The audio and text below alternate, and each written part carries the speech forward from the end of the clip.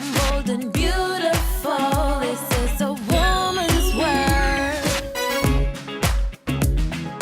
When I was looking for a house to buy just the other day, I found one that I loved. It was cozy and absolutely wonderful. But there was one problem. It was on a cul-de-sac, a dead-end road. With my job, I come home at odd hours, and I do not want to find myself in a situation where I am trailed home and then trapped. We don't like to feel trapped, whether it is on a road, in a job, or in a relationship. But too many people are trapped in dead-end relationships, relationships that are going nowhere. I know a woman in such a situation. She wants to get married. Her partner told her when they met that he had no intention of ever getting married. He told her that 15 years ago. He told her 10 years ago.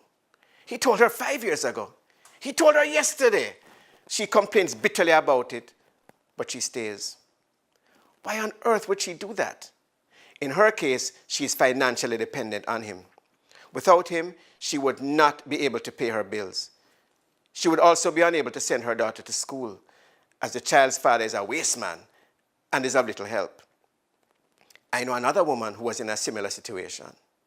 She wants to have children, but her partner does not.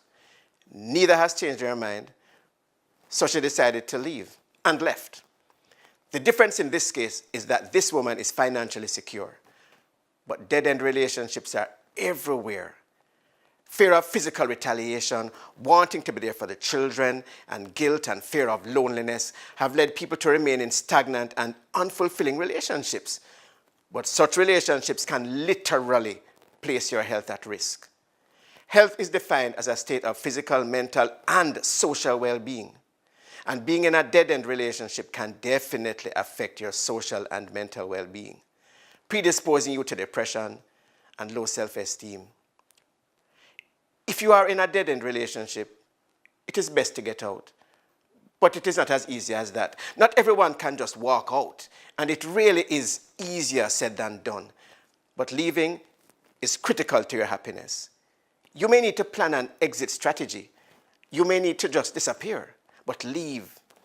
It is for your own good, because this relationship may lead to just that, a dead end.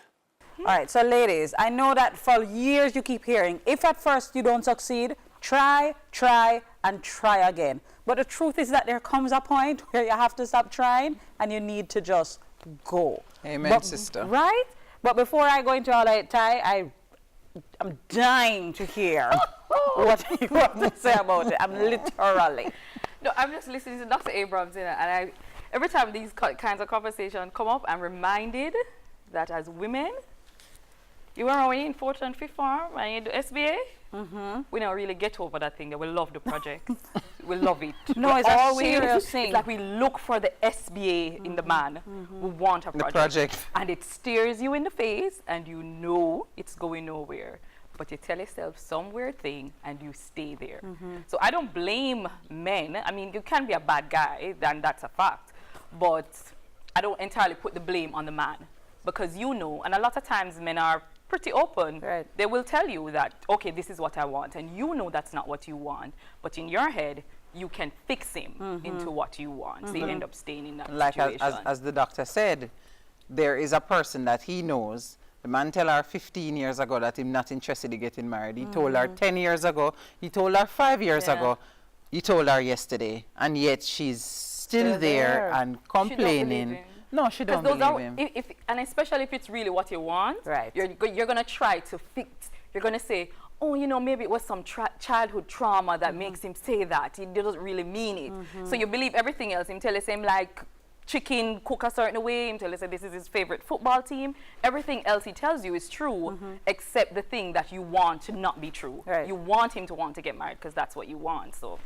And I feel like every time, I think when women stay in dead-end relationships, most of the time is out of fear.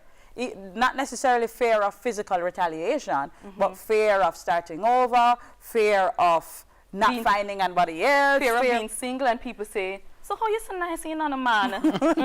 That fear too. And anything you do out of fear, Yeah. it's not going to be sustainable. But also, it's hard to live with some of the man them nowadays because you tell them, say, you're cut, and they kill you.